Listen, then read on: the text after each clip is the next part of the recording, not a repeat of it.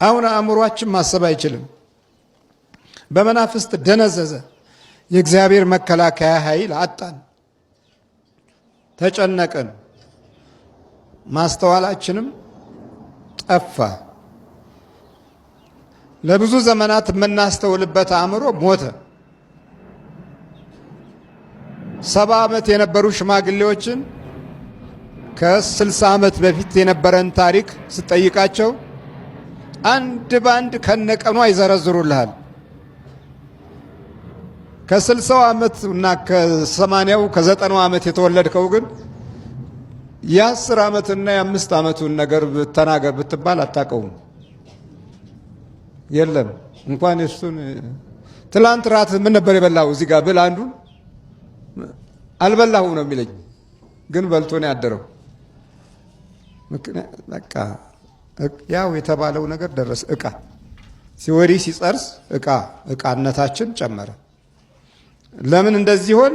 መናፍስቱ አጋጣሚዎችን ሁሉ አገኘ። በጸሎት አልተቋቋምነውም፣ በመልካም ልብ አልኖርንም፣ ህሊናችን በጎ አላሰበም፣ የቅንነት መንፈስ አላደረብንም፣ የመንፈስ ቅዱስ ኃይል አልመራንም። ስለዚህ መዘንጋት፣ መርሳት፣ መጨናነቅ፣ ተስፋ መቁረጥ፣ መቃዠት እንደዚህ ሆነና ከእቃውም ተለየን እና ጳውሎስ ይህን መንፈስ በአካል ባደረሰበት ችግር ሁሉ ተቋቁሞ እዚህ ደረጃ ላይ ደርሷል።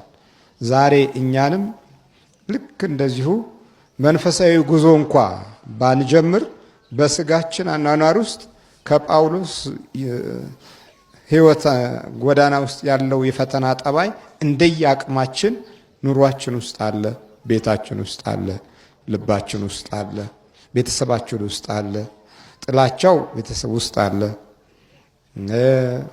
ግርፋቱም እዛው ኑሮ ውስጥ አለ፣ ጊዜ ውስጥ ዘመን ውስጥ አለ። የሌለበት ቦታ የለም። እግዚአብሔር አምላክ ማስተዋሉን ይስጠን። የመተቱ ግፍ እንደቀጠለ ነው። ይቺ ሴት የምትሰራው ዩኤን ነው።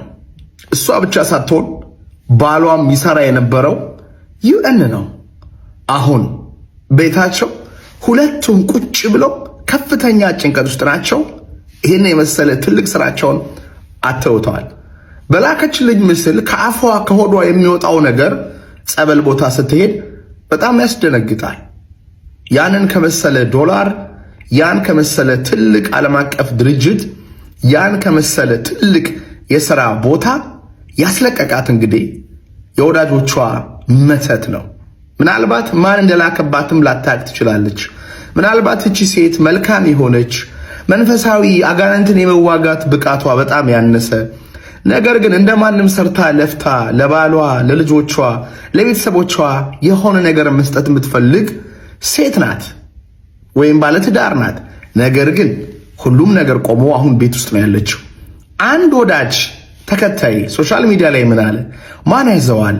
የመተት ጉዳይ በጣም የሚያሳዝነው አንተ የምታልፍበትን ህመም ሰዎች አይረዱትም፣ አንደርስታንድ አያደርጉትም።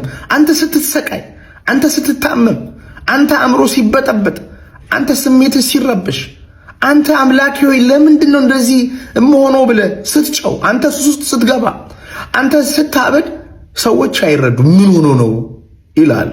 አንድ ማቀው አባባል አለ። የተጠመደው አሳ ላይ የሚሆነውን ነገር ያልተጠመደው አሳ ሊረዳው አይችልም ይላል።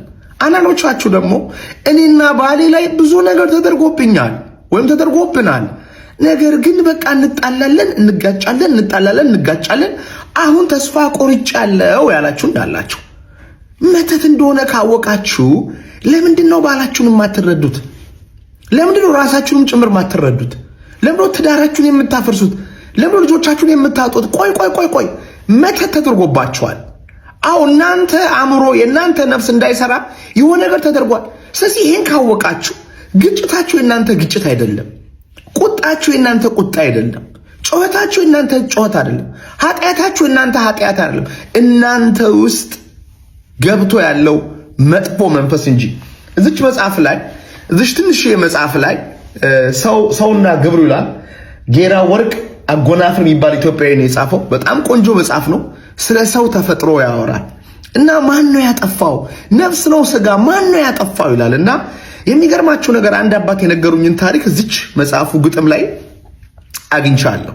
እንግዲህ ሔዋን ወደ አዳም እየሄደች እና መንገድ ላይ እባብ ታገኛለች። እባብ እንዳሁን ሳይረገም በፊት እባብ እንግዲህ ባለ 4 እግር እንስሳ ነው እና ታገኛለች እና አብረን እንሂድ ብቻሽን ከምትሄጂ እኔ እንዲሁ ልዘልሽ እያወራው ልዘልሽ እንዳይደክምሽ ትላታለች ይላታል ማለት ነው። እባብ እሺ ብላ እሷን አዝሎ ተራራውን አቀበቱን ብዙ ከሄዱ በኋላ አሁን ደግሞ ያንቺ ተራ ነው እኔን ታዝኛለሽ ይላል እባብ ማለት ነው። እሺ ብላ ሔዋን ታዝለዋለች እና የሄደች መሀል ላይ ጠፋባት።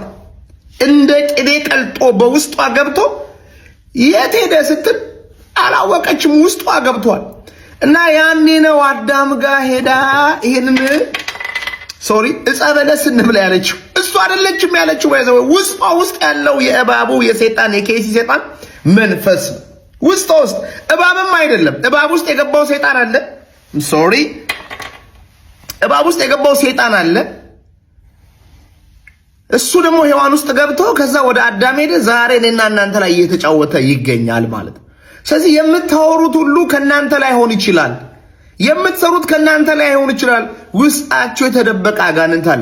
ለዛ እኮ ነው ጌታችን የሚያደርጉትን አያውቁምና ይቅር በላቸው ያለው። ለምን ሰዎቹ ሲያደርጉ እነሱ እንዳልሆኑ ያውቃል። ውስጣቸው ውስጥ ያለው ሰይጣን ነው። እናንተም የትዳር አጋራችሁ ውስጥ አንዳንዴ የሚያስጠላ ውሳኔ ይወሰናል። አንዳንዴ በማይሆን ነገር ግጭት ይፈጠራል። አንዳንዴ ትንሽ ነገር ተራራ የምታክል ስቃይ ውስጥ ተከታቸዋል። ትንሽ በቀላሉ የምታልቀው ነገር ይሄ ከናንተ እንዳልሆነ ማወቅ አለባችሁ። በተለይ ይህን ቪዲዮ እየሰማችሁ የመናፍስት ውጊያ የምታውቁ ከመሰላችሁ የገባችሁ ከመሰላችሁ እባካችሁን ለቤተሰቦቻችሁ ድረሱ፣ ለትዳር አጋራችሁ ድረሱ።